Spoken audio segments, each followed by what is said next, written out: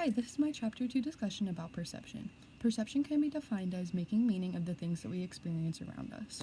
When we apply this perception to relationships, we get interpersonal perception. Another takeaway is the perceptual set. Perceptual set is a predisposition to only perceive what we want or expect to. I see this predisposition in my daily life sometimes. I work at Dunkin', and sometimes I go ahead and assume that people are going to want a normal amount of cream and sugar in their coffee when they ask for cream and sugar, but then sometimes they want a specific amount, which is totally fine, of course, but that is my fault for having a predisposed perception of it.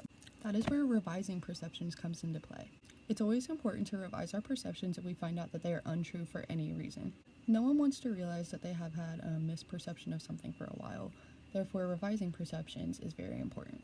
Tying right along with that is separating interpretations from facts. This is important because everyone perceives things differently, and without facts, our perceptions don't always align, which could lead to a miscommunication. After reading Chapter 4, one thing I am still working on is realizing when I am making perceptions. As mentioned, everyone makes perceptions without realizing, but I personally think that I definitely do this a lot at my job, as mentioned in my example. One of the main ways that I perceive the world right now is as if we're in a healing state from COVID and quarantine and all that happened in the past few years. I've concluded this from personal experience with being happier being back out and about in the past few years, and I've also seen this with other people.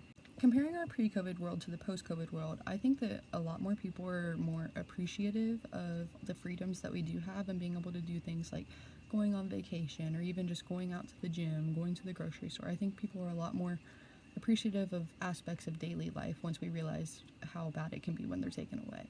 As far as a specific person that influences my perception, I wouldn't say that I necessarily have one.